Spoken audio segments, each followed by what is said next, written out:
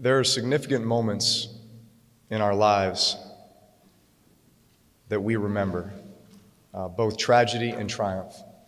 We remember exactly where we were and the emotions that we felt. We all remember where we were on 9/11 and the pain, shock, and anger that ensued. Many of us remember February 7th, 2010, when the Saints won Super Bowl 44.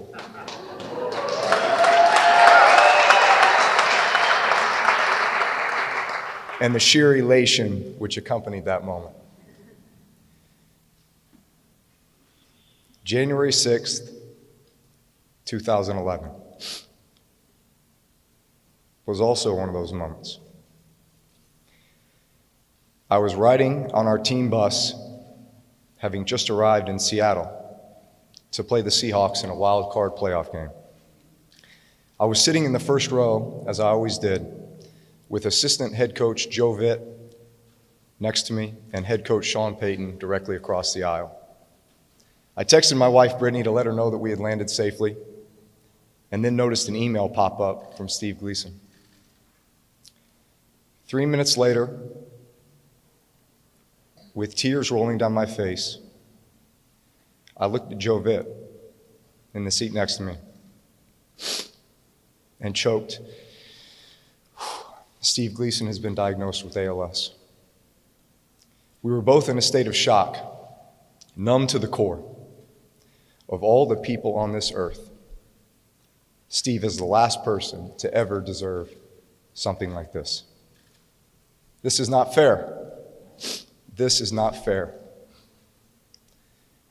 Steve was as blunt and raw and honest as he could be in that email, detailing his diagnosis, but also acknowledging that he was scared and frustrated. But at the end, Steve said, and I quote, "I promise to fight and believe and expect the extraordinary, and smile and laugh and cry and love our lives for every breath that remains in my body.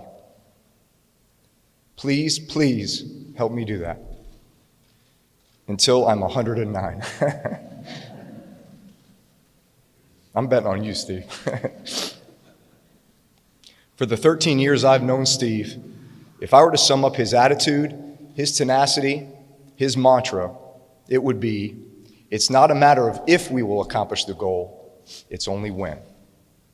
It's not a matter of if he will block the punt, it's when. It's not a matter of if the Saints will win the Super Bowl, it's when. It's not a matter if we will develop technology and innovation to improve the quality of life for ALS patients, it's when.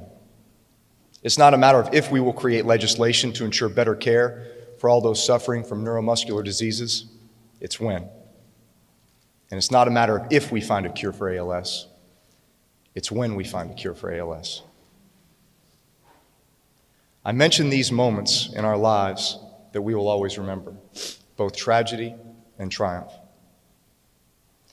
It's either one or the other, but in very rare cases, there are those events that turn from tragedy into triumph. That is how I would describe the last 9 years since Steve's diagnosis. There is no person on earth with the strength, courage, passion, and tenacity to overcome all obstacles and make the lasting impact that Steve has made. Steve, you're an inspiration. You are a source of strength to so many, especially me. A true American hero. People have said, today's my 41st birthday. It's my 41st birthday. It's my son Balin's 11th birthday. And quite honestly, there is no place we would rather be than here with you, right here, right now.